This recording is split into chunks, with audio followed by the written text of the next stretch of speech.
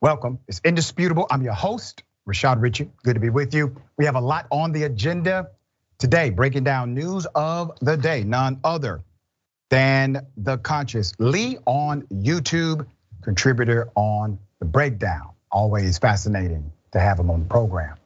Top story of the day, the implosion continues.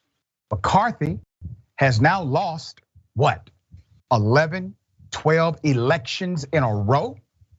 Also, the anniversary of the domestic act of terrorism that took place at the US Capitol. And Matt Gaetz has threatened to resign if Democrats work with Republicans. I got it all. Okay, let's do it this way. Remember the officer who died the day after that terrorist attack? That estate is now accusing Donald Trump, the former president, of murder, wrongful death. Let's highlight the ways here. Officer Brian Sicknick on the left, and the service program firm is laying to rest. The ceremony is on the right. This was back in February 2021.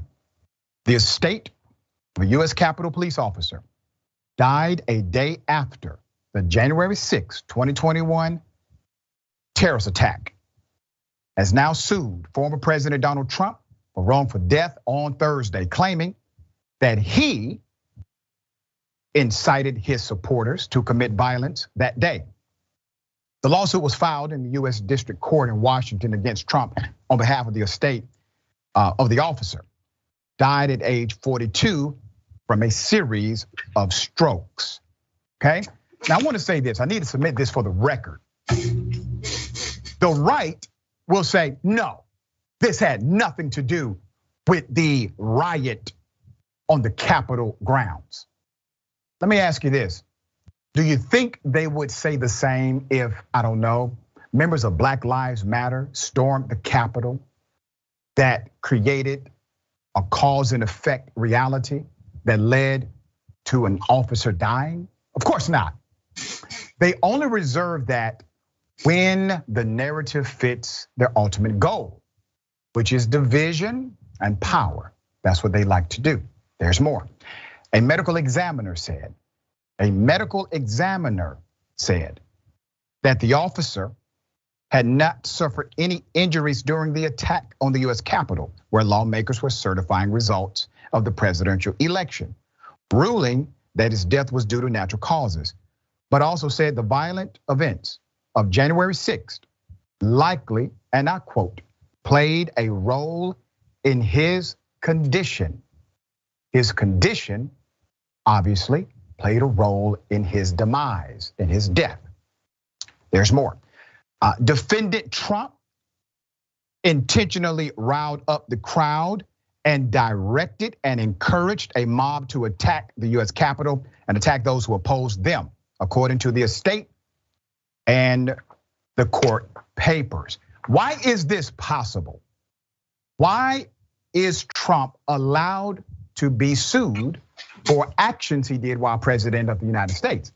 Because the federal bench, a judge, said he can be.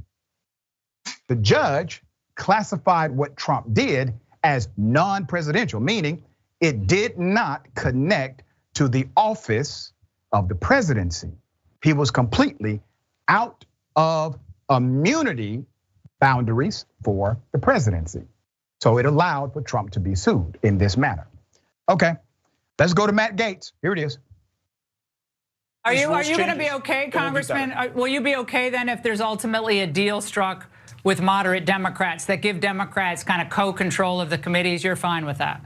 No, absolutely not. That will not happen. There are two potential scenarios here. No, listen, I'm on the floor, Laura. These 212 Democrats are going to vote for Hakeem Jeffries every single time. He is a historic candidate for them. They are not going to cleave off under any circumstance. I assure you that if Democrats join up to elect a moderate Republican, I will resign from the House of Representatives. That is how certain I am. I can assure your viewers that won't happen.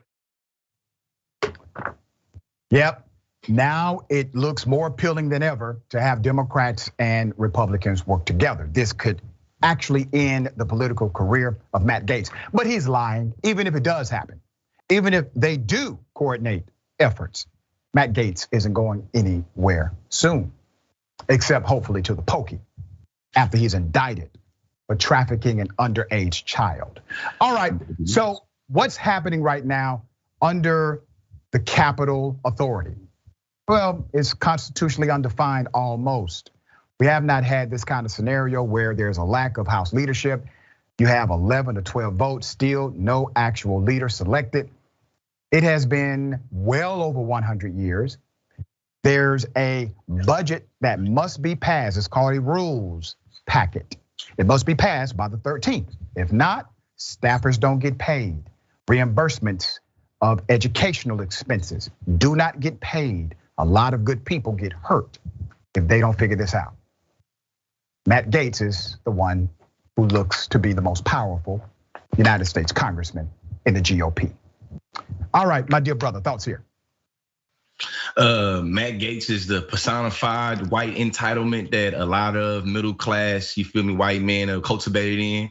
We see that time after time again. The way that he conducts himself in politics kind of exemplifies that. The word I'm thinking of when you were speaking is culpability, and how much culpability is always had in terms of different individuals, i.e. you being seen as an accessory to a crime, or the culpability of you being able to say, nah, it had nothing to do with me, and deniable plausibility. You and I know that if you had some homeboys that got indicted for a whole bunch of things in this day and time, that would call your character into question. We know that, right? But somehow for Matt Gaetz and for Donald Trump, they can have all their boys get caught up in all type of indictments and all go to jail for different things, and culpability by the wayside. Crazy to me.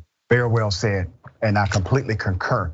Okay, related but kind of unrelated. This is so interesting. Ali Alexander stopped the rally organizer, okay? Well, stop the steal, excuse me, organizer. This guy has said that Marjorie Taylor Greene did illegal things. He was there and he's aware of these illegal things, and he's going to reveal these illegal activities to Georgia authorities.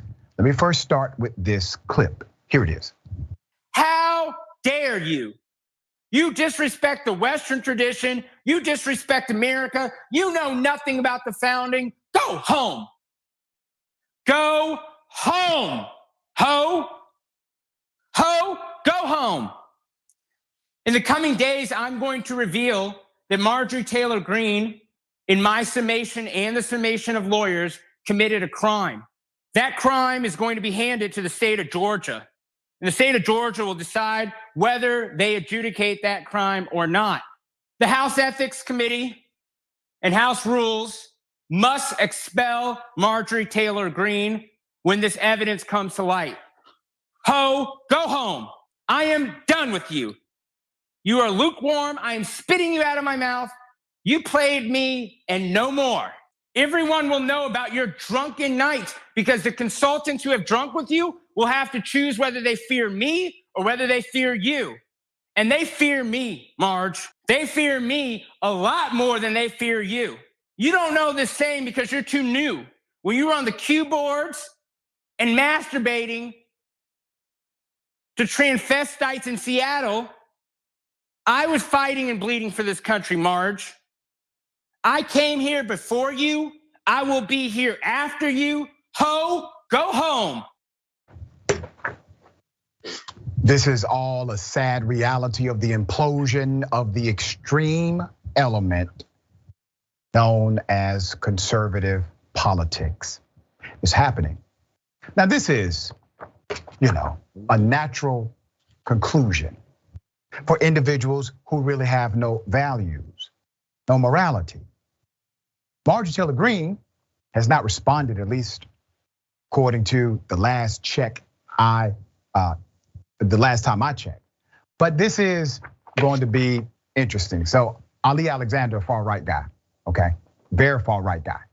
Caught up in his own scandal for organizing individuals for the Stop the Steal rally, which ended up being a massive domestic terrorism attack.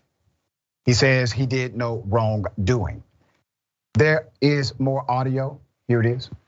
And the Democrats haven't gained one vote. They are not a threat to us. You are a harlot and a liar. You supported Q. You talked about Jewish people, and now you denounce people who talk about Jewish power. Now you want to act like you're not into conspiracies? Girl, go get your teeth fixed. Girl, go get your teeth fixed, is what the man said. Okay, I didn't say these things. As a matter of fact, I'm not creative enough to come up with 80% of the content this guy just gave us, but I actually have more. Here it is. I will not suffer this harlot. I will not be taught vows and loyalty, commitment from a whore. You have got me mistaken for some damn fool, and a fool, Ali Alexander, has never been called. Fascinating. Let's put the picture up full mass here. What is this about? Why is he upset? He's a far-right guy. She's a far-right gal. What's the problem? Well, here's the problem. The great implosion that I told you would come, I did not expect it to come this soon in 2023, but I did predict it would eventually come. Now, here's the rub. Matt Gaetz is now anti-Donald Trump, ironically. Donald Trump is for McCarthy. McCarthy is endorsed by Trump.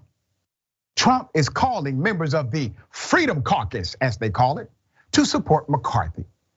Matt Gaetz went on national news and said, yeah, Donald Trump doesn't have, great judgment all the time. I'm paraphrasing. But he was critical openly of Donald Trump. Now, Boebert is with Matt Gaetz on this. Let's hold out. Let's get more power. Let's get more negotiation established. Okay. Marjorie Taylor Greene, well, she's now against Matt Gaetz. She's now against Boebert, calling both of them out and basically saying, what in the hell are they doing? Sean Hannity is now against Lauren Boebert. You see, they're imploding upon themselves.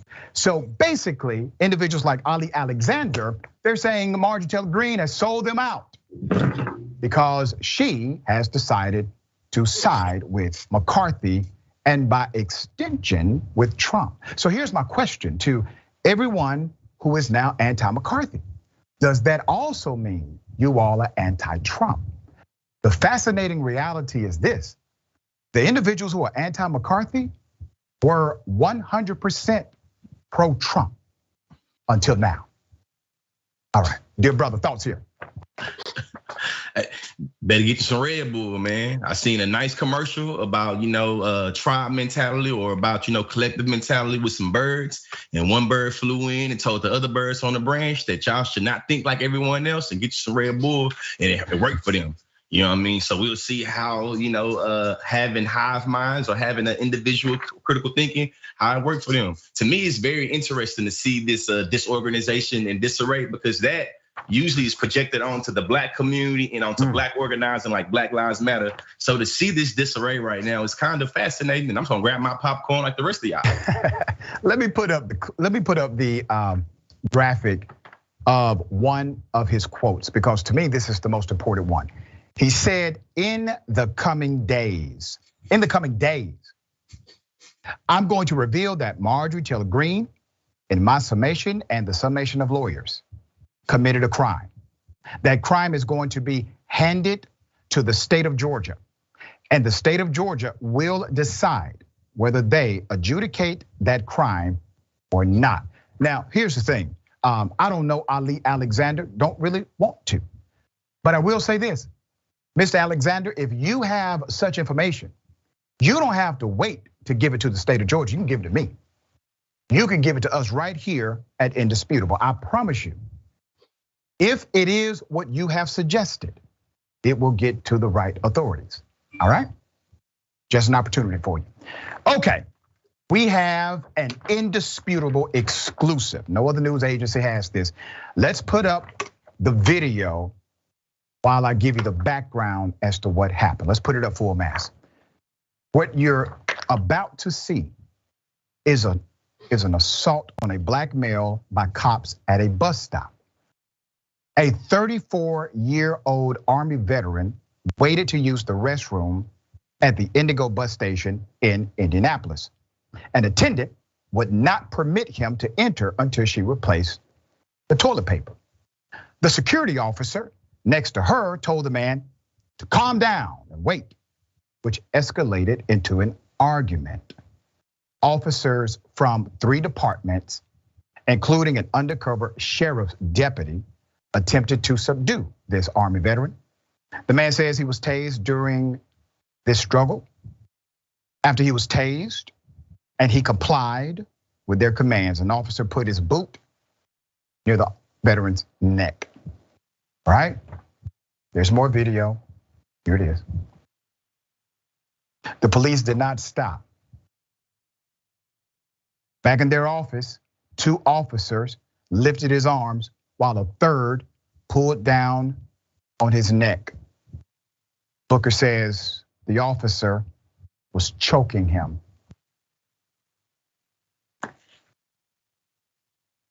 This is still continuing. Does that look like something similar we've seen before? You know, we've covered officers jumping on civilians like they are themselves a gang. Do we have more video? Was that the last one? All right. Now, let's put up the picture of the individual who was assaulted. He never should have went through this. His name is Marquise Booker, 38 years of age. Waiting to urinate and being a former custodian, Mr. Booker volunteered himself to replace the paper, the toilet paper. The female attendant denied his request. My history with the police in my community has always been tense and tenuous. Police have power, he says, and they don't want anyone to question them. When I was in Afghanistan, we didn't need 4 people to zip tie a detainee. Let's put up the picture. The Army veteran says he's had trouble with police since returning home. He said, and I quote, "I've been pulled over 33 to 35 times, and only 3 of them have been legitimate." Booker was booked with 5 misdemeanor counts of resisting law enforcement, criminal trespass, disorderly conduct. The police report differs significantly. We have the police report. The Marion County Sheriff's deputy alleges Booker called the officer names and used profanity before he was arrested. But the video released by Booker lacks audio. Booker says all charges were dismissed in 2020. Following this incident and the George Floyd protest, the mayor of Indianapolis, Joe Hogsett, and Metro Police Chief Randall Taylor on the right changed their use of force policy so officers were banned from using chokeholds on suspects. In July of this year, Indiana passed even stricter guidelines for police use of force in their state.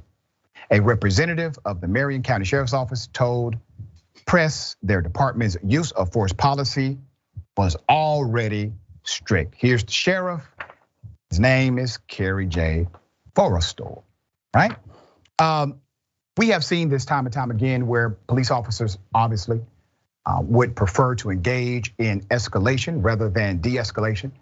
They seem as if they are stronger, I guess, physically when they have others helping them completely brutalize a human being. These are the dynamics, ladies and gentlemen, that lead to the defunding of your police department. You see, if you really are concerned about defunding the police, you need to start with the police.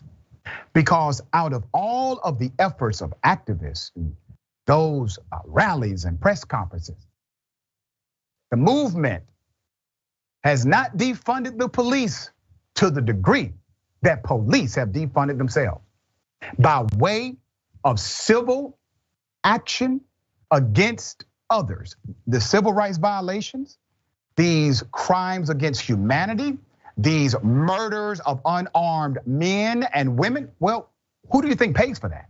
The taxpayer. You. Why would you not be upset at actual defunding rather than being upset at someone who says, let's reprioritize our purpose here so that we can actually fight crime and prevent it? All right, Conscious, what's your thoughts, brother? Man, two thoughts. Both of them center around patriotism and how patriotism is usually weaponized against black people and tone policing us. The first thing is, hey, when Colin Kaepernick was taking all them knees, it was a lot of individuals that sensationalized the military and veterans, saying that we should always already have respect for those individuals. Here we see there's complete silence and outrage for a veteran that went to freedom ain't free. They say, hey, he went and fought for American values internationally and came here and getting treated like how he got treated. We also recognize, hey, right now from K through 12, from East Coast to the West Coast, there are a lot of school children being taught about patriotism. They're being taught about patriotism in terms of what the red coach did to the colonizers and how we came with our patriotism views. It says that you all get due process, innocent or proven guilty, right to trial by jury. We don't see that right there. I see that those officers played judge, jury, and adjudicator. He was not treated to innocent or proven guilty. He did not get to see a judge. So we see that the two concepts of patriotism in this instance, well, we're talking about symbolism of the military, or we're talking about the actual values of the Constitution. We see when it comes to black people, it's a devoid. Yeah, and it's so ironic that individuals who say, I want to be a law enforcement officer, well, that means you need to love the law. You need to like it. But if you actually quote the law to a cop, and you're right, that cop will get angry at you, even though that cop is a law enforcement officer. It's perverted, is what it is. It's like having a professor who's upset about teaching. All right, we got more on the other side. It's indisputable. Stick and stay.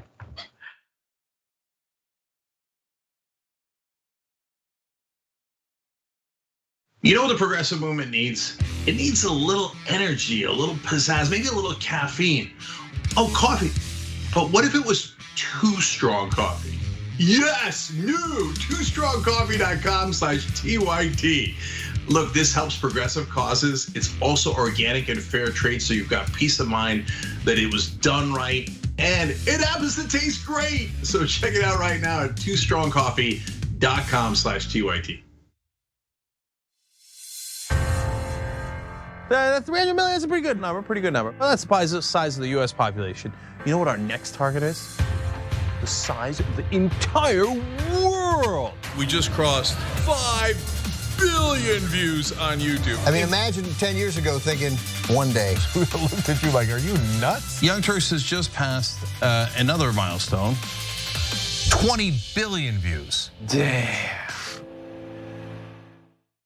All right, lots of comments. You guys are the best. I'm gonna read a few comments from our members. Mr.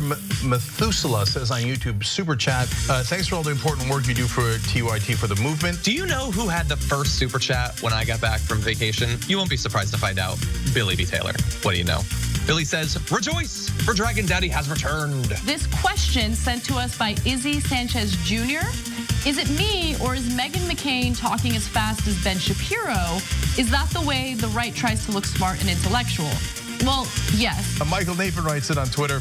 Did Anna choose Cenk's outfit today? I'm sure it wasn't Cenk himself.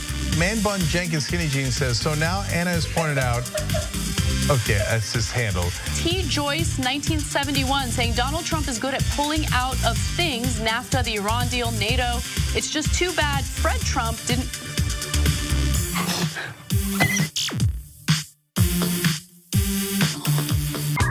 All right, let me do a little quick plug here. It's not even a plug, I'm bragging, okay? I'm bragging, watch me. We have a channel on YouTube, a whole channel devoted just to the Young Turks. It's badass, right? Wow, man. I can see the voice. You guys are rock stars. Unbelievable, Senator Sanders. Welcome to Rebel Headquarters. Man, you guys are amazing. We gave you what you wanted. Okay. Speaking of shirts. I have a surprise. You reached a lot of people. You are the Young Turks. And we have spread that progressive message wide and far. Let's keep it going.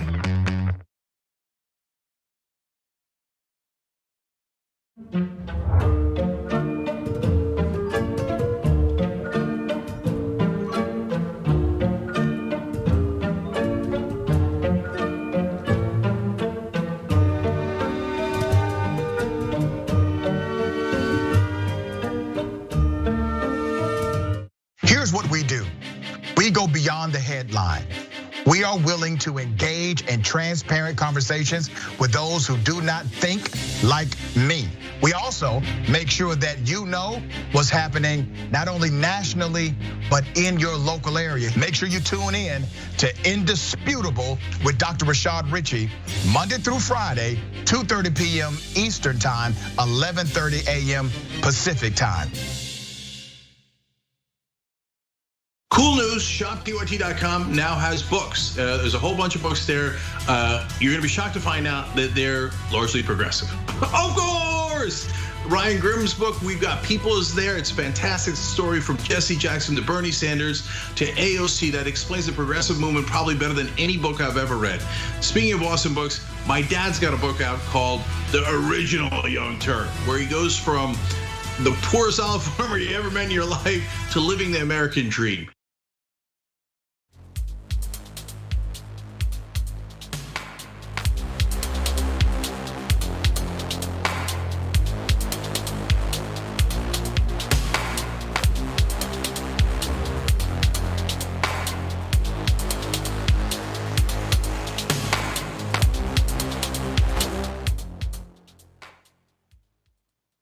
Welcome back. We have a lot of show left. Thank you for always joining the conversation. Let's go to Trista. Don't sue Trump. He does not have the putative deep pockets he proclaims. That's funny. Sue the US government. The family is likely better to get justice this way. All right, let's go to Ashley Sims. And thank you for that, Miss Sims. Ooh, snap. Lee is back. That's right. All right. We got a lot of people very happy that you're back, brother, including myself. Forbezilla Godzilla Dragon says, thank you for that. Hey, Doc, you got to turn up the charm today. Chad is fawning over Conscious Lee. Always nice to have you back. We did miss you a lot. All right. Look at him. I think he's blushing. Yeah, I mean blushing, man. You ain't supposed to put me on the screen right there. Y'all supposed to kept me in the back for that one. Let me smile so my own little world. You know, that was actually kind of cute. All right, the Little Gaming Channel. Thank you also. Joe, go home. Get your teeth fixed. You know, I so want to make that my new ringtone, but I'm in so many professional environments. Everybody wouldn't understand, or maybe they would. All right. Also, thank you so much for joining Indisputable. I got something for you. Ladies and gentlemen, I wish a Karen would. You want to call the police on them for having a barbecue on a Sunday. I feel free. Back off. I'm going to tell them there's an African-American man threatening my life. Okay. Obviously, it ain't yours either.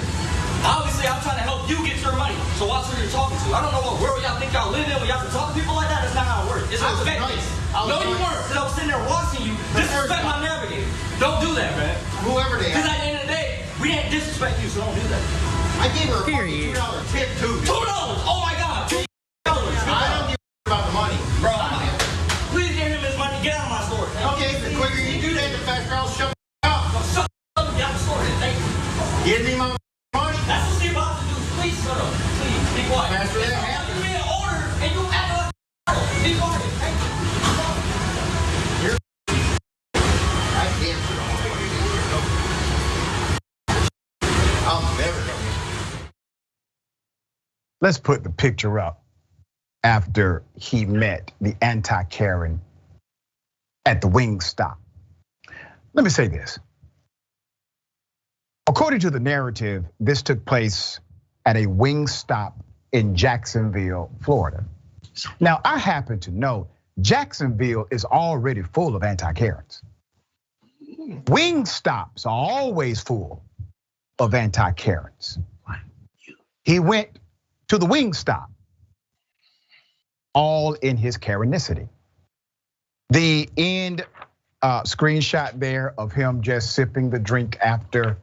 Yeah, I thought that was interesting. So not only did he do that, he waited for the shift to change and then brought the same energy to the shift that came after. Here it is. This is Joe. Right, but I'm in the middle of shift change also. So yeah, the problem is it didn't happen during term shift change. It has to be 4 shift changes. Right, it was 45 minutes. Okay, I'm gonna give you your money back, but you're not gonna holler at me. I'm not hollering at you. You want me to start hollering? Give me my money, I'll get out of here. I was polite when I first came up here and said, hey, it's been 45 minutes. Where's my food at? And you said, give me a minute. It's been another 10 freaking minutes. Yes, sir, yes, sir, yes, sir. First of all, those who work in fast food should not be spoken to in that way. I've worked in fast food myself. Here's another issue. You see, they really did him a favor because I got some guys I used to work with when I was a young man working in fast food. They would have gave him all kind of secret sauces in his wing order. For a lemon pepper. Yeah. For a 12-piece lemon pepper wing. Would have melted them for a 12-piece lemon pepper wing, would have took care of that. Like, hey, don't worry about nothing. I got y'all. He would have discounted. I got y'all some lemon pepper wings. They would have, what you need, Mr. Lee? Some sauces. Here's the reality, man. Once you are rude, once you start yelling, once you start becoming irate, they can tell you, listen, just go, leave the property. They have the right to do that. It's amazing to me how they are so hardcore about rights until somebody says, but I have them also. You know, Karenicity is interesting that way, right? They always insert their rights, but do not think you have any to insert yourself. Okay, this is a really interesting and actually a revealing story.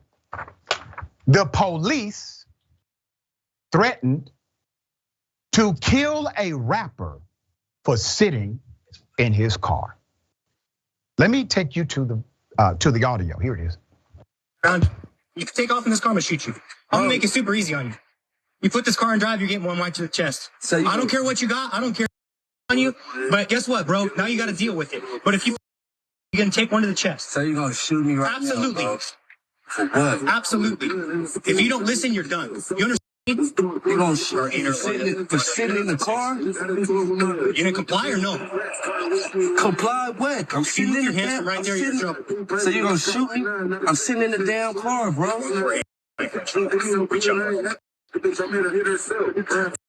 I'm sitting in the damn car. Move your hands from right there and you're done.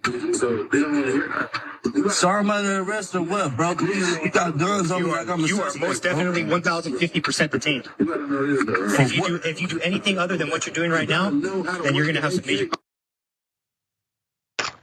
It's a damn shame. Put up the picture full mass. Let me explain something. This officer said what was in his mind. Most officers are saying the same thing, but not out loud. They approach a vehicle with a human being that happens to be in black skin. They approach this vehicle with the notion that if this person just gives them a reason, if this person moves a certain way, they're ready to do what? To kill them. That was the energy the officer brought.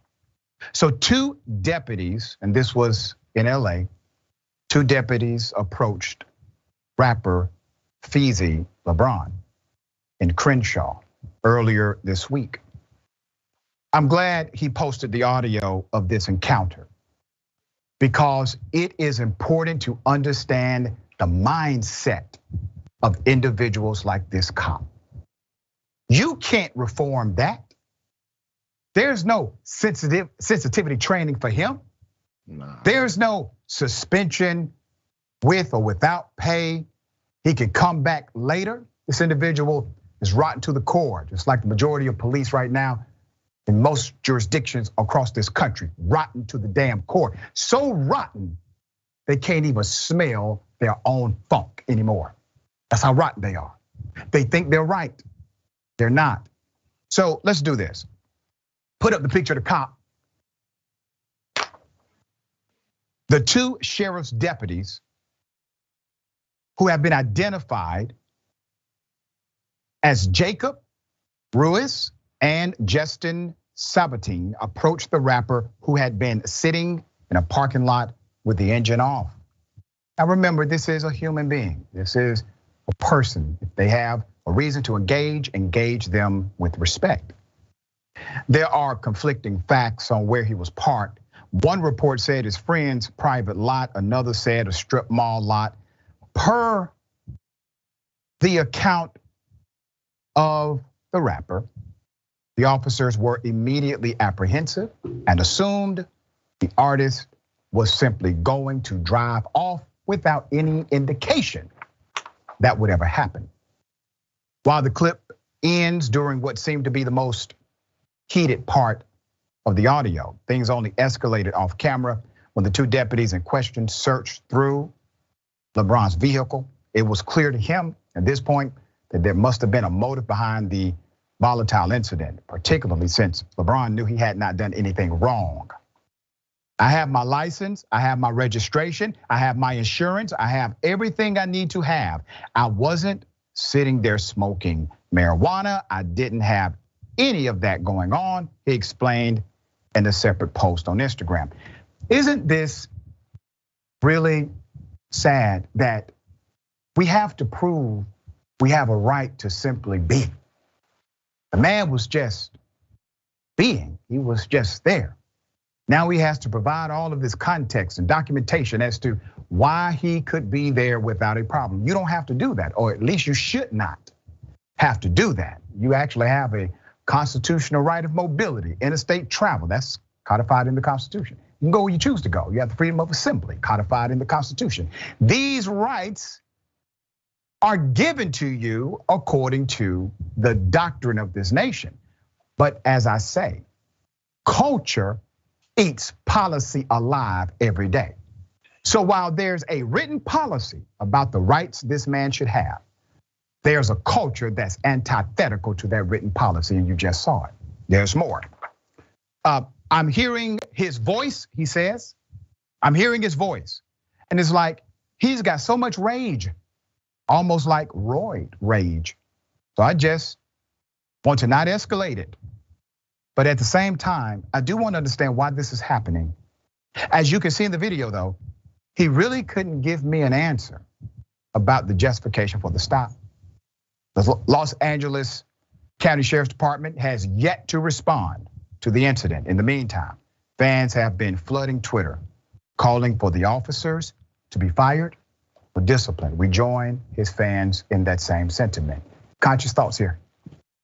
Man, really for the black folks watching this, when it comes to me and how I do it, this is the reason why I don't like to play those left versus right games a lot, especially when we start talking about how black people are positioned in particular states.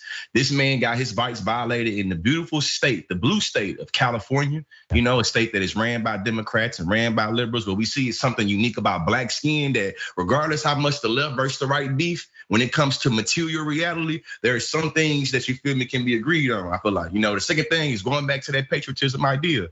Young Lee was sold patriotism by the idea that red coats were doing harsh and unusual punishment to literal, colonizers, the colonists, I don't call them colonizers, to the colonists, you know what I'm saying? And making it where we should always be able to be happy about the rights that we have. The last thing I'll say is that what happened to that man in California, our government justifies invading multiple national corporations and national companies, not national companies, because of fascism, because of the loss of rights. And this is very important to point out. Our tax dollars goes to invade other countries to make sure their citizens isn't done the way black folks is done in America. And think about this, we are forced to finance our own oppression because these police departments are financed by black dollars as well. And when they start to police black bodies in a way that is obviously oppressive, aggressive, and inappropriate, we are forced to pay for our own oppression. We have more on the other side, it's indisputable. Stick and stay.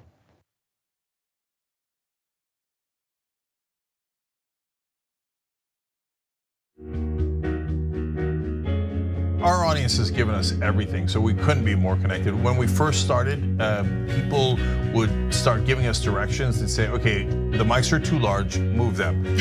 Turn them into lav mics. I mean, they were incredible. And then one guy walked in and gave us a really expensive switcher and said, you guys need this, and walked out. Okay, it's amazing. They helped us build a studio. They did a $2 million funding campaign for us. And so they really are us. We do this show together to the point where some of our hosts are even former listeners. So when we say that the audience is part of TYT, we really mean it. I think what the audience also appreciates is especially if they're members, they really get an inside look into who we are, our personal lives, what drives and motivates us. It goes beyond just storytelling. I think that what we do is allow our viewers and our listeners into our daily lives, and we give them kind of like this inside look into everything that we're passionate about and why it is that we're doing what we're doing, right? Like the motivation behind what we're doing, I think is important for our audience to know, and we're not shy about sharing that with them. And it's different from what people typically see in legacy media outlets where everything is kind of dry and robotic and there's really no personality or authenticity that comes along with it. Oftentimes when we're doing the show, I don't really think of it as me telling them stories. I think of it as us having a mutual respect and conversation with one another. And as I said earlier, I mean, not only do I feel that through the work I do, I'm informing our audience, but they inform me oftentimes as well. You know, they'll pitch stories to us. They'll tell us, you know, a certain perspective or angle to a story that we might have missed. And I love it. Universal health care, raising the minimum wage, doing something about climate change and gun violence and an unjust justice system that locks up black and brown folks. We're not going for the okie doke no more. I think Nina Turner is the leader of the progressive movement right now. It is absolutely a sin and a shame to be in the 21st century in America and having people who are elected to office not only try to separate us, but also use public policy to make it harder to vote. The questions that we get asked is how you gonna pay for it? I say, oh, we gonna pay for it the same way we pay for the tax cuts. That's how we gonna pay for it. We gonna pay for it in the same way that we give military industrial complex contractors. That's how we gonna pay for it. If standing up for universal health care or Medicare for all is wrong, Jink, I don't want to be right. If believing that working people deserve to have paid family and medical leave is wrong, I don't want to be right. If wanting everyday people of this nation to live a good life is wrong, then I don't want to be right. And we are being tested whether we have courage enough, conviction enough, people power enough to stand up and do what is right for ourselves and generations yet unborn. I'm Nina Turner,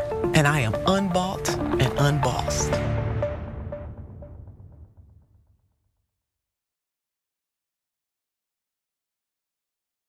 Hi, I'm Bartholomew Joseph Kyle. I do audio for the main show, The Young Turks. I also do audio for Post Game. I started in 2006. I met Cenk Uygur at the Iraq for Sale screening that was directed by Robert Greenwald. And watching that, I want to figure out a way to be part of something that's genuine and authentic.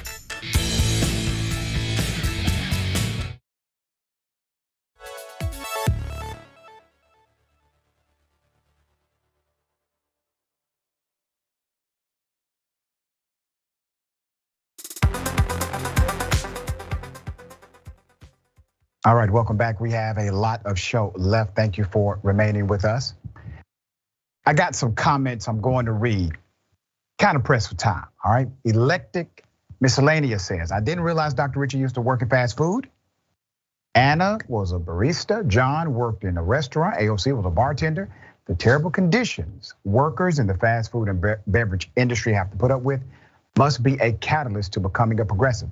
You know, when I saw that comment during the commercial, it hit me. I think you're actually correct, by the way, because I can point precisely to the moment like it was yesterday when I was treated horribly. And I remember saying on that day, Lord, if you ever allow me to make it, out of this restaurant, if I can ever be in position to help somebody else, I promise I will never be like that person. And I will always treat people well. And that marked a change, a pivot in my life. So I actually think you're onto something. I tell my college students, we are a combination of 3 E's: experiences, exposures, and environments. If you want to change the core of a person, it doesn't happen because they simply say they are changed. It happens when they intentionally engage in changing their experiences, exposures, and their environments. All right, that's how you change. Okay, Adam DeMont. That man is lucky he wasn't at a Waffle House. We've seen what those employees are capable of. All right, remember for 6 months, Jeanette Villalona. Thank you so much. We appreciate this. Love being here. I love the total truth. Keep it going. Love you all. And they gave us some blue hearts. Thank you so much. We appreciate all that you do. Okay, an unbelievable but believable story. An autistic kid, a child, gets signed up by his mother to go to a program ran by cops so that he, the child, can have an appreciation for the police, bridging the divide. She goes to pick him up. He has a concussion. He's in handcuffs. He has to go to the hospital because of what these cops did to him. Put up the picture full mass of the victim, the young child, and the other victim, the mother. Richmond, Virginia, a 12-year-old black child with autism was handcuffed and received a head injury while attending a tennis program run by cops. Sheila Jackson entered her son, who has autism, into the athletics program. This program is officer-led from the Richmond Police Department. She did this because she wanted her son to feel comfortable around cops. Her uncle was an officer, and she says she has a lot of respect for what they do. But on November 3rd, Jackson showed up at the tennis courts to find her son on the ground and in handcuffs. Ms. Jackson said the staff at the tennis program said her son was getting frustrated on his serves. And they told him to practice off to the side, but she is unclear on what happened next. Her son said one of the police officers raised her voice at him and he started to walk away from her. He knows to try to self-regulate and walk away from a situation. And she may have thought he was being defiant, Jackson said. After that, Jackson said her son said the officer grabbed him. We ended up going to VCU emergency room. They diagnosed him with a TBI concussion, Jackson said, but she is still unsure why he was handcuffed and what exactly happened that caused him to get a concussion. He was around the police. That's what caused it. He was around the police. You see, this is how out of control this has become. This child has autism. They knew he had autism. The program was created supposedly to break down the barriers between youth and cop. They trusted you all. Y'all are some monsters, man. Straight monsters. This kid walked away because that's part of a self-regulatory method for those who may have a temper issue. He literally, as a child with autism, engaged in de-escalation, and you did not. Is it because you don't value the life of children? Is it because you don't value the life of black children in particular? I don't know which one it is, but we all know what you did was wrong. No doubt about it. But you have been empowered so much. You feel invincible. Do what you want to do. Jackson said she has spoken to various people with the Richmond Police Department about the incident a number of times, but she still has not gotten answers to her questions. The police report she paid $5 for does not have an incident description at all. Spokesperson for the Richmond Police Department said they are conducting an internal investigation that is ongoing, and they could not provide any more details at this time.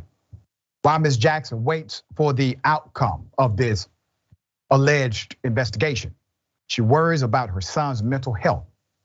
She said he went from having the best grades in his grade in middle school to having trouble making it through a school day. As soon as the concussion, it's like bam, bam, bam. I'm like, oh my gosh, it's something every day, Jackson said. Let's put up the police chief. Buck stops with him. There's your police chief, Rick Edwards of the Richmond, Virginia Police Department. Now, we're going to be really aggressive and stay on top of this story. It is not only a violation of policy that goes without saying, but we can provide that clearly. It's also criminal in my summation and in the summation of many. This child never should have experienced what he experienced. But why are we here? Why did this happen? What's the cause and effect? You have to look at Supreme Court rulings that have protected officers and granted them a level of immunity from simple responsibility for their own negligence or criminal conduct. You also have statutory laws promoted by lawmakers in order to do the very same thing. And then you have a culture, this culture that says back the blue, no matter if the blue back you. It doesn't make sense. The blue is not a community, we are. The blue is supposed to protect the community. When did they become their own community? When did this happen? We allowed it to. And now this is part of the cause and effect of allowing a governmental structure to basically have more power than any other citizen or citizens group in your local community. Let me tell you why. If you don't think the cops have more power than the citizens, I guarantee you, the vast majority of your city or county, if you all say, we now would like to actually reform the police, watch and see, does it happen? Okay, conscious thoughts here. Man, ableism and racism is the intersection of two ugly oppressions. I also would say that when we think about age in this country, it's very perverse, trivialized, and pathologized. When I was a little boy, I feel like the world treated me as a man. Now that I'm a man, I feel like the world treats me as a boy. We see that when a 21-year-old, 23-year-old white male does something, he's treated as a boy. He's treated as a teenager. You see what I'm saying? But a 16-year-old, 17-year-old boy do something, he's treated as an adult. And you see how in terms of, even when we think about gender, you feel me? Most women or girls are seen to be adults at a younger age, but it's not materialized in terms of access or in terms of money, you feel me? But on the flip side, it's like, hey man, we're gonna hold women more accountable for doing this. So I think when you think about like age in this country, it's very filled with pathology and trivializing and a whole bunch of this. Man, racism and ableism, it's an intersection to end this little rant that we all should, I think more about. I agree, brother. All right, there's something really, really insane. We covered it many months ago. It has now come back up. An ex-cop, body fluids, underage children, a wife who was involved. Let's put it up full mass. Let's put his picture up full mass. I would deal with Dennis Wallace Perkins first. 10 months ago, we talked about the wife on the program. And I said then, 10 months ago, I said, I guarantee you the husband is involved. I said it right here on Indisputable. What that evidence has now come out. Now her husband, an ex-deputy, has pleaded guilty to sex crimes. Dennis Wallace Perkins, a 47-year-old former Louisiana sheriff's deputy, will likely spend the rest of his natural life behind bars after admitting to a slew of horrific sex crimes, which reportedly involved 2 child victims, 2 adults, and 1 dog. Yeah, a dog. While Perkins expressed regret for his despicable crimes, he also reportedly wished certain facts would have come to light that would have helped his case. Yeah. Okay, so he's saying, yeah, you know what, Judge, what I did was just bad. I put bodily fluids inside of cupcakes, made children eat it. I got involved with sexual acts, perversion, minors. I did all of these things, but Judge, there's some other things that you need to be aware of. It's insanity. Perkins was sentenced to 100 years. 100 years in state prison on Tuesday after the former sheriff deputy and SWAT commander pleaded guilty to 1 count of second-degree rape, 2 counts of sexual battery of a child, 1 count of video voyeurism, 2 counts of production of pornography involving children under the age of 13, and 1 count mingling of harmful substances. Officials announced. What was the body fluid? You can imagine. Yep, that's what it was. Okay? Now, this man was not only a cop, he was a supervising commander over SWAT. This man was over other cops. How depraved do you think these other cops were in his unit? You see, leadership flows down. That's how it works. What other crimes has he done that we are unaware of? Got away with it. He got caught this time. Do you think this was the only time, the first time he's done something this depraved against minors? Of course not. Perkins had originally been facing more than 75 criminal charges when he was first arrested. But prosecutors agreed to drop the dozens of remaining counts in exchange for Perkins agreeing to enter a guilty plea. He is also required to register as a sex offender for the remainder of his life. Now, the most headline-grabbing charge of mingling of harmful substances was when Perkins and his wife, 36-year-old Cynthia T. Perkins, used his semen to season, according to them, cake batter. Yeah, they're sick as hell. We covered her criminality back last February. But to recap, she then served the laced baked goods to students at Westside Junior High School, where Cynthia had been previously employed as an English teacher. Authorities said Perkins filmed himself making the revolting concoction. Cynthia pleaded guilty to charges of second-degree sexual assault, production of child pornography, and conspiracy of mingling those same harmful substances. Specific acts pleaded in her deal included aiding her husband in sexually assaulting a minor and aiding her husband in filming a minor who was bathing. She was sentenced to 41 years in prison, provided she testified against her husband and go to jail. In addition to testimony from victims, investigators reportedly seized a trove of incriminating media when they raided the home of Perkins shared with his wife, recovering more than 2,600 photos, 300 videos depicting illegal content. Assistant Attorney General Barry Milligan reportedly told the outlet that the evidence obtained in the case was, and I quote, the worst he personally had ever seen. Do you know how big a deal that is coming from a prosecutor? It's the worst you have ever seen. Once again, 2 people, positions of public trust, a commander of a SWAT team and an English teacher of a local high school. There's more. During Perkins' wife's proceedings, her attorneys repeatedly maintained that her husband was the mastermind of their criminal activity and claimed that Perkins was simply manipulated.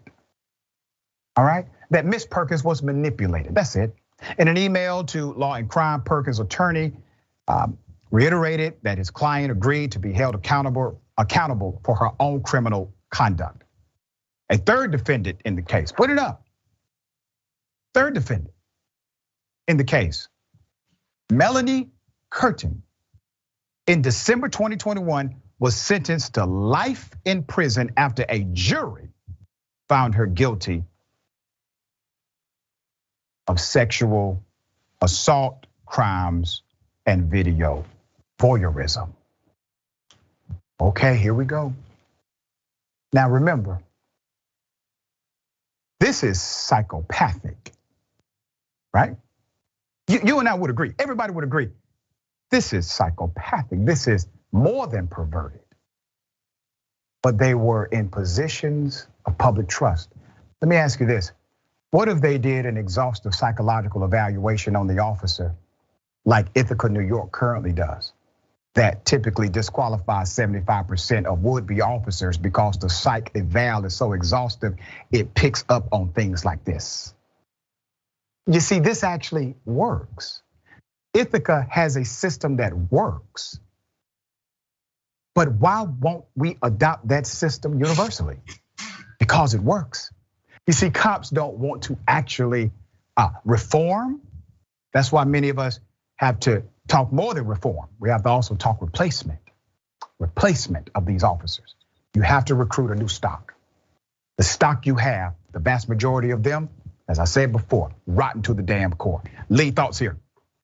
Man, imagine what those students feel. Imagine the trauma and all of the things they have to work through for the rest of their life, the broken distrust for their educators, and the classroom environment, and just really thinking about like what those students have to deal with for the rest of their lives, especially seeing that they feel like they got played. You know what I'm saying? So I feel like it's something that I'm really just still processing right now as we live. If I'm being honest with you, and it's just really my thoughts and condolences to them kids. You feel me? They really didn't do nothing that.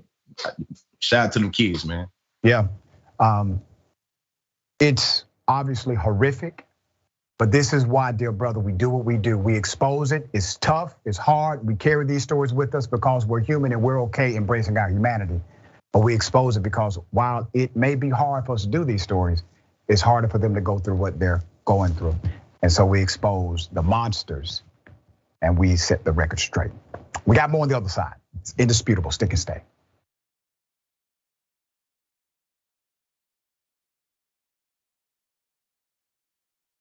Every day, the Young Turks delivers 2 hours of solid, fact-based, timely news and progressive commentary on all the day's most important stories. We keep our viewers informed while also providing perspective and insight on the news we cover, so you understand not only what's happening, but also what's happening behind the scenes, the stories behind the stories. We play musical chairs and put these children in one awful detention facility to the next. That's what's happening at the border. The things that got him banned, he's still spreading. So presumably, I think it's reasonable to say that if you allow him back on the website, he's going to do it again. Any legal voter that we deem not willing to vote for my side shouldn't vote because it'll replace me that's supposed to vote for my side. That's not how voting works. That's not how democracy works. And while many people following today's political news can get discouraged about the direction of the nation and the world, that's not us. At TYT, we're genuinely optimistic about the future, and with good reason. Today, wide majorities of Americans agree with our progressive stances on issues ranging from healthcare and education to climate, immigration, and wages. The rising generation of young people are also overwhelmingly progressive in their political beliefs and policy objectives, and they're increasingly flexing their muscle as voters and activists to demand change from our elected officials.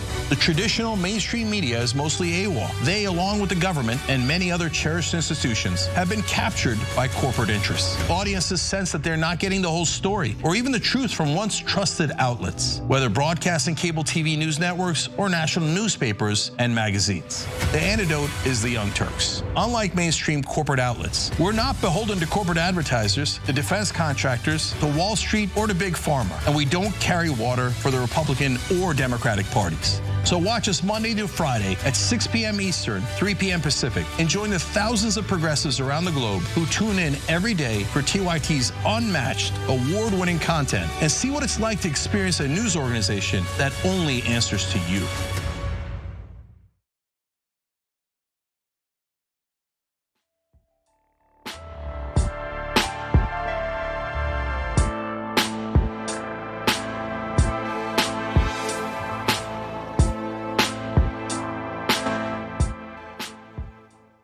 Welcome back.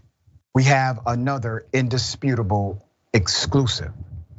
There's a man who had a fry cook operation in Waverly, Georgia.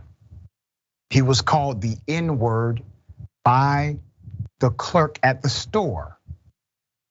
Nothing adverse happened to her. Let me first show you the video. Here it is. This is what you think of your store. This is what you think of your customers. Have fun. That's why I won in court. I get everything. Everything. Everything. Okay, so let's do this. Put up the message, the tweet. Actually, this was a Facebook post. So here is the clerk who made the remarks, all right? The man, his name is Eddie Hazard, records his coworker calling him the N-word. So Eddie has a question. I'm going to submit this question as well. What is confusing to me is I get called the N-word and I get criminally trespassed. Here's the man who says his coworker's hostility cost him his business. That's Eddie, all right? Eddie claims the woman cost him a successful business in the kitchen of the Waverly Mart convenience store. He says, and I quote, I was grossing anything from $300 to $400 a day, 6 days a week. I have lost major income behind this. We were the #1 kitchen in Waverly Hall. It's amazing. I lost my employment, income, everything because of this manager who is on tape saying the N-word. She is still the manager. It's just amazing, he told us directly. When Eddie closed his business and collected his cooking equipment, the store clerk, called the police to trespass him from the store. Now that's insane, right? He says, and I quote, I think something needs to happen to her. I lost everything because of her. We were closing down because of her. She was messing with my customers, making derogatory remarks. Customers even said they would not come back because of her. So here's what we did. We reached out to the manager of that store, right?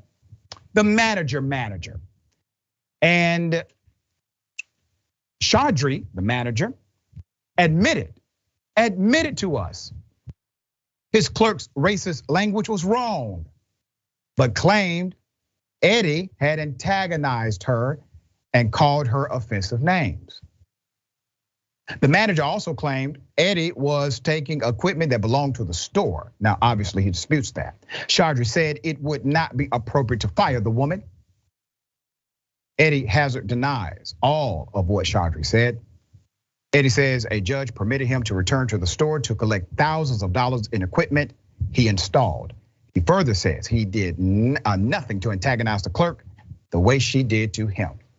An indisputable viewer who visits that convenience store contacted us to say she knows the clerk is racist. This was a bit of irony. This is the first time this has happened with one of our exclusive reports. She's very nasty to African Americans. Racism was always here, but it was kind of covered up. But it's been really bad since Trump came into office. I know that lady, and I know she has that attitude. Mr. Hazard wrote indisputable. The kitchen was my dream, sir.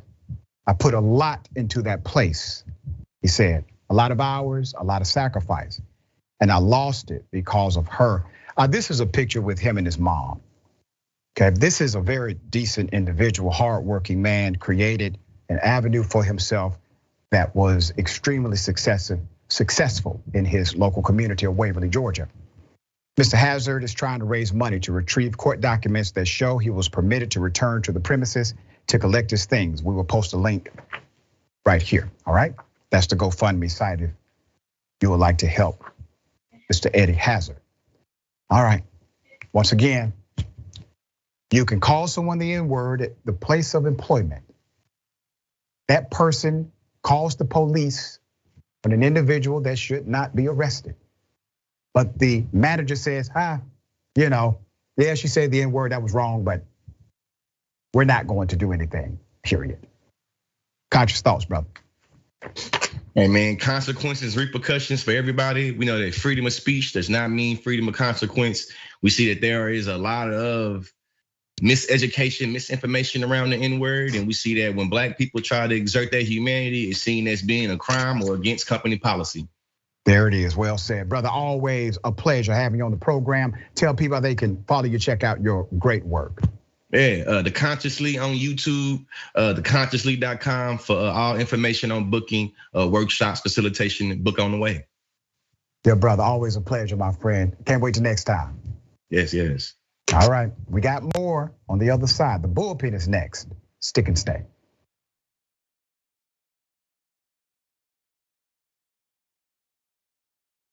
Cenk Uygur is not here today, which means that I will be able to talk during the show. Now, We'll see. Poor Cenk under the bus. My God, if Jesus came back, how much would the Republicans hate him? Now you have to give away all of your possessions to the poor. Steve King would be like, oh, Weezy. Everyone should be lucky enough to have a John Iadarola in their life. You confused everyone. Okay, sorry, I thought it was pretty clear. Take a break now. You can turn me to Dr. Manhattan as long as I get what Dr. Manhattan's packing, okay? The liberal mom says, Mark Thompson, have you ever thought about doing one of those tapes that soothe people to sleep? Like Mark Thompson reads the phone book. I'd buy it. If you'll buy it, I'll do it. Emilio D'Amelio writes in, John, you are so thick. I love you. That's what he wrote. Pork Chop Express writes in and says John Iadarola needs a new jacket. Whoa. Those 24-inch pythons are about to burst out of his sleeve. Gun, baby. You know, the two people here said that their moms were both in love with you over Beauty and the Beast. Mm-hmm. That's an improvement. I usually get grandmothers. Charlie Turk. No, wait a minute, don't you dare. Chemical castration when we return from the break. I hope that, who they choose for the White House isn't just a borderline Klansman. That's all we gotta hope. That's it, we will settle it. She's cute. I didn't say that about Laura Ingraham. Scandal at TYT. Did Anna comment on my tan yet? No, she hasn't. You're a good boss. But Anna did say that I come in here today with a fresh mind. That's all I'm about. I'm about a fresh mind. I can't with you right now. Okay? She just can't. She can't, but nonetheless, we have to for another 3 hours. I'm back, baby. Let's rip into Republicans. See, don't miss the live show. That's great. Tell people, if you're a member, you get the whole live show whenever you want, because this stuff doesn't go into any of the clips.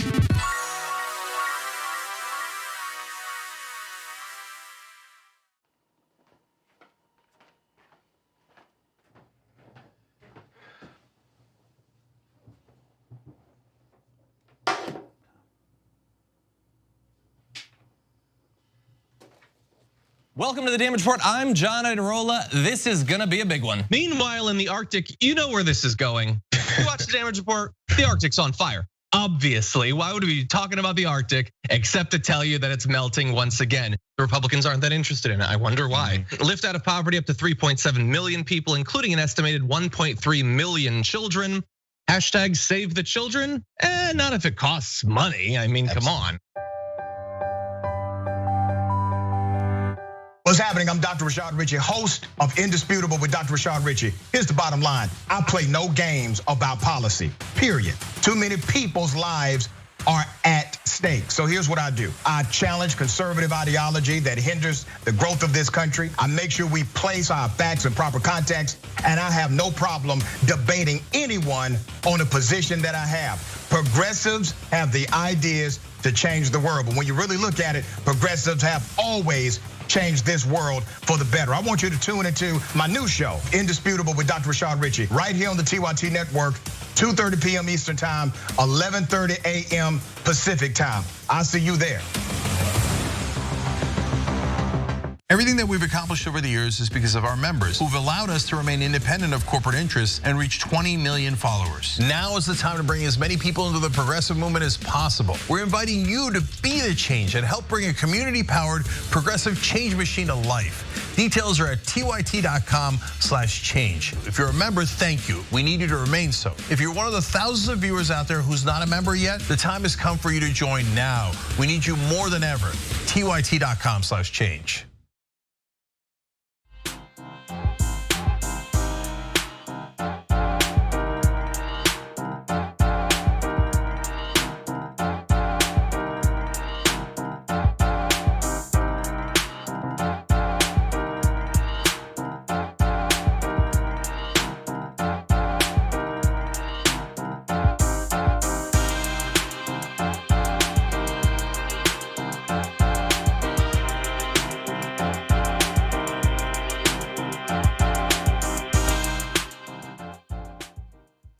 right, welcome back. Let me go to this comment. C. Michael Henson, thank you, C. Michael, again. When the police say the investigation is ongoing, what I hear is we need time to make up a believable lie. And usually you're right, that's correct. Many times that's exactly what they engage in. All right, ladies and gentlemen, welcome to the bullpen.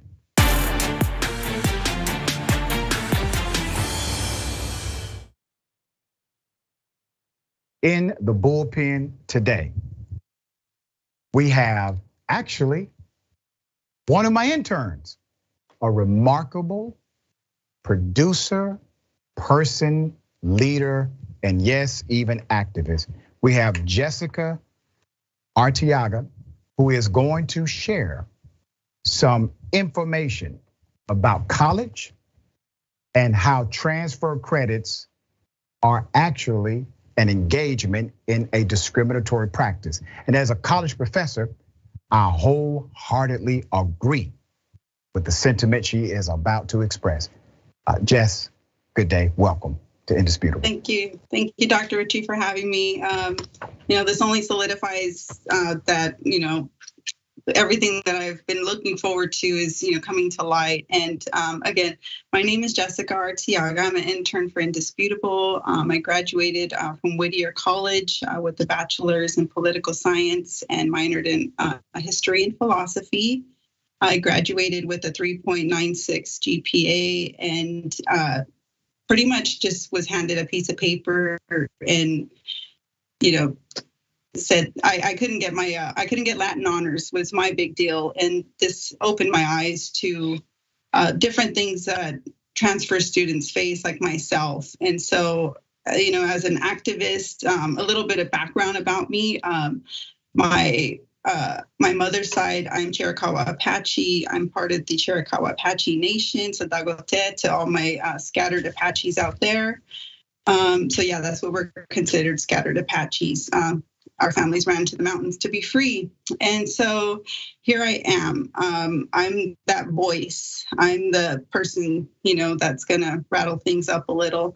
So I did make some notes to make sure not to forget anything that I need to talk about. But yes, colleges do discriminate against transfer students. I've been through so much with college that it has left me feeling overwhelmed that these school systems are continuing to be like this, and it's time for that change. And so I'm here today to raise all the other people that were just like me, who went into the registrar's office and said, hey, can I sign up to get my regalia for honors? And they say, oh no, you don't have enough units with us. And it's like, well, why did you even accept me in the first place? You're not gonna go ahead and adopt a child, let's say, and have them sit at a different table.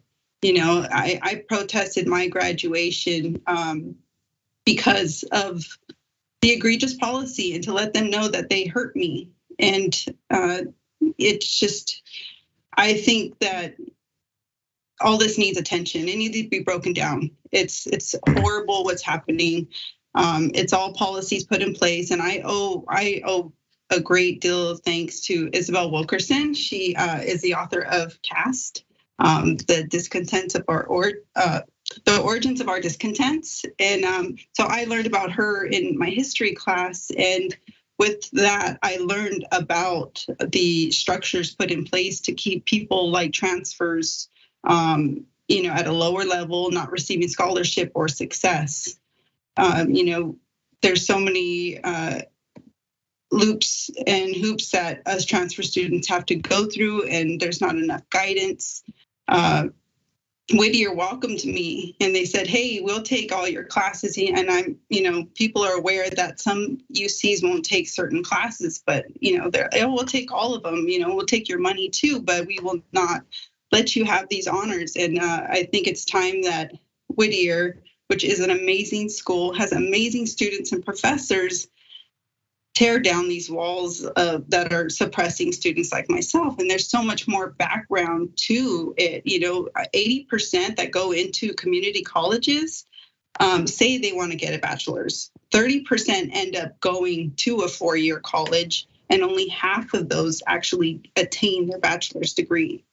So the numbers are there, and it's time for Whittier College to go ahead and be that change. They took away their football team recently, and everybody was in an uproar.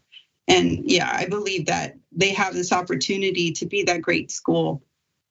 This is a dynamic, obviously not only contextualized in the microcosm of one institution, but you have many institutions who have adopted these particular policies that are adverse to transfer students. So let me highlight the ways. One, typically, a school will say, okay, we can accept these credits, but we will not accept these other credits.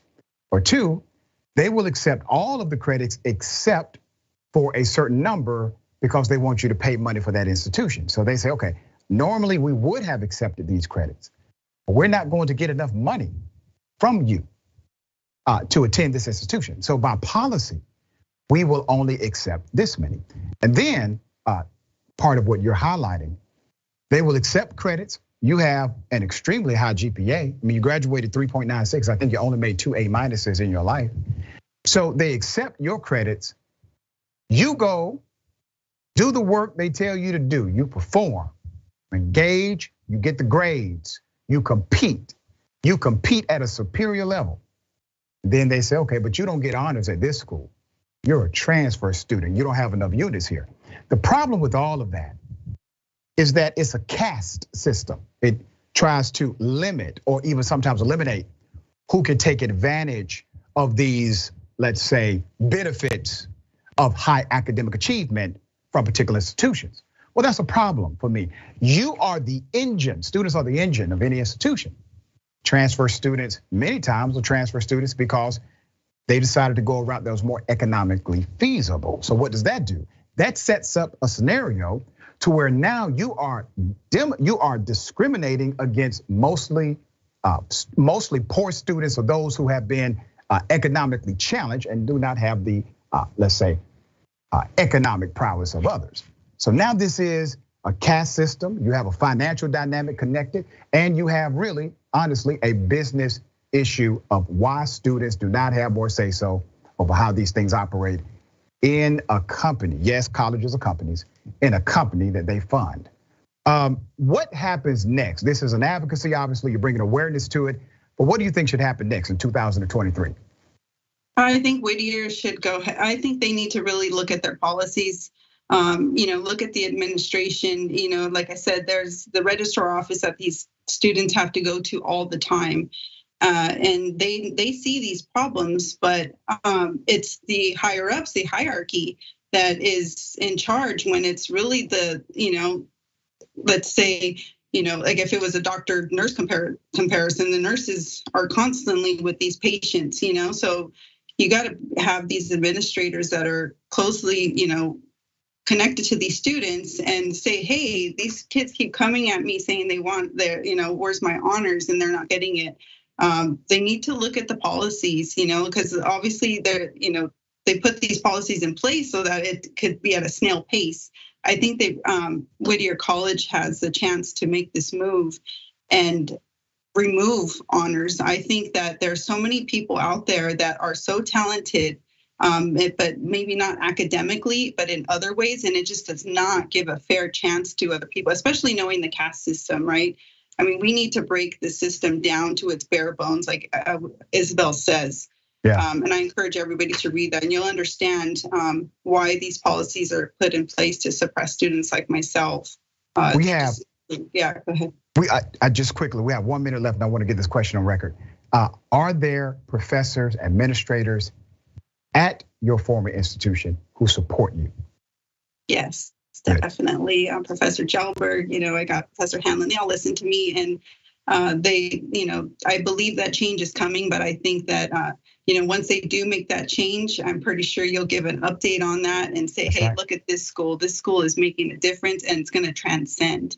It's gonna transcend all over the world, and realize that these institutions are, you're exposed now. Yeah, to the board of trustees, your alumni speaks. You should listen, because they are the ones who will ultimately fund the institution by way of contributions back to you. The worst thing you want to do is disenfranchise those who who graduate from the college that you oversee. My dear sister, thank you so much. Tell people how they can follow you, check out your work. You can find me at The Left Hand Gal on YouTube, Instagram, and Twitter. I love you guys. I love the team. I like Jordan, everybody, Dr. Richie, all the team behind the scenes. You guys are awesome, and the audience is awesome. I always read your guys' comments, so please follow me at The Left Hand Gal. Thanks, guys. We love you back. All right. So glad you did this. Okay, remember, take care of yourself, take care of each other, take care of the planet. Remember, the truth is always indisputable.